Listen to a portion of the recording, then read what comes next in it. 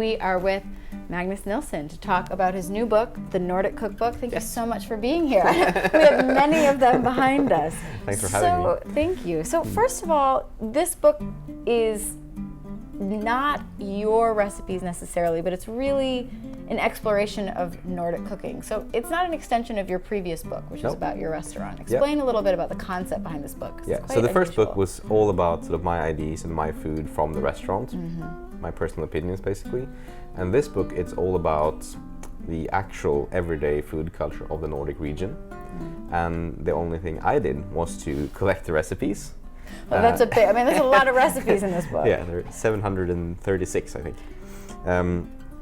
But also, like, aside of that, I also provided a context for them, like narrative introductions to explain, like, why they make sense and where they're from and how they came to be and stuff like that.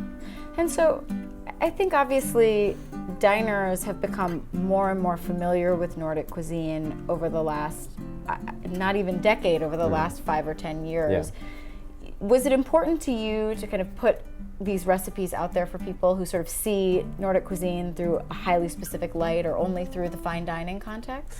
Yeah, because I think that, like, most people, including those living in the region itself, actually don't know what Nordic cooking is. Interesting. Everyone knows about, like, the herrings and the gravlaxes and the meatballs and you know, a few things like that. And then you hear a lot about restaurants like my own, which, you know, don't represent Swedish or Nordic everyday cooking at all, but rather a very kind of contemporary version of food culture in a very ambitious restaurant. So.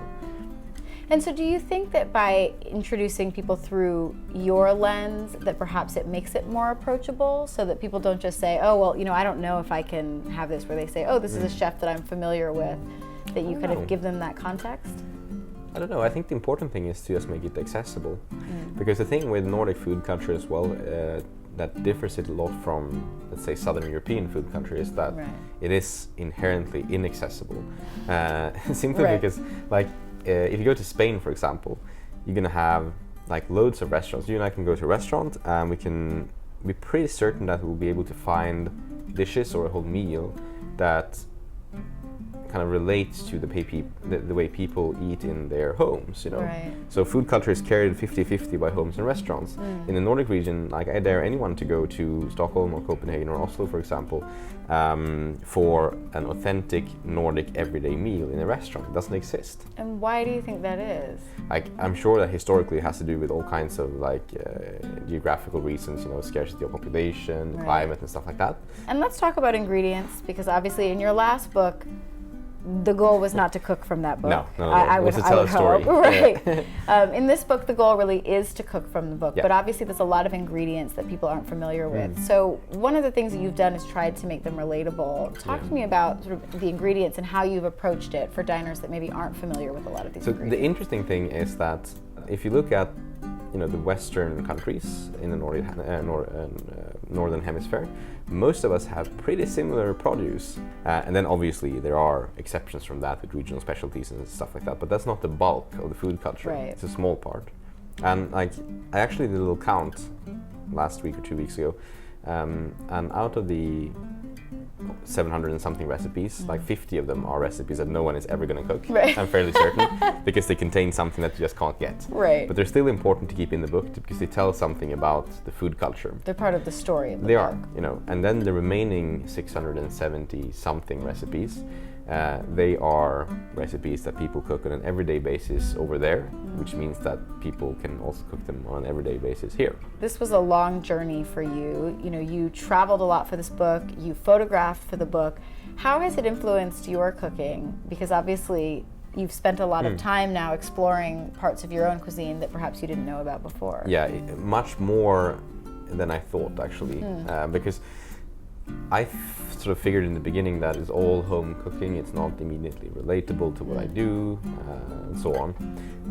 And I kind of come to realize a lot about my own food culture during the process of researching the book and writing the book. And one of those realizations is that there is no ambitious sort of restaurant cooking that could exist without influence of home cooking, because what people eat in their homes on an everyday basis is really what then after many filters becomes the ambitious segment of cooking. That's where it all comes from. And do you find then that your restaurant on some level will change because of that? I think it has changed already. Because as a creative person, I think everything that you kind of produce is a composite of everything you have with you that you've experienced. So if you make something a big part of your life, like this has been for me over 3 years, naturally it also becomes quite a lot about of what you express through your sort of other profession as well. And let's talk about the photographs in the book, because obviously the imagery is quite important, especially for the recipes that people maybe aren't familiar with. How was it for you to serve both as the writer and photographer on this journey? It was quite fantastic. I was very surprised and very happy when I was asked to photograph it, when someone at Faviken saw my photos and thought they were nice enough to use in a book like this. It's just flattering to begin Very with. flattering. So that was one part of it. And then I think that, so I've done all of the atmospherics and all the documentary, and then it's Eric, the food photographer that also did Faviken, who made the food shots. Simply because the food shots in the book are made while we were testing the recipes. So I cooked them to try that they actually worked, and he photographed them. But I think for the atmospheric and the documentaries, one of the most fantastic things is that you could never commission a photographer to do this kind of work, because it's natural. And you can never have a budget to have someone going around for 3 years just to photograph specific things. But for me, having the camera with me all the time and just kind of snapping away when things happen is sort of, I think it's elevated the book a lot. Wonderful. Well, thank you so much for talking to us about the new book, and obviously it is the Nordic Cookbook. It is out now. Thank you so much for joining us. Thanks for having me.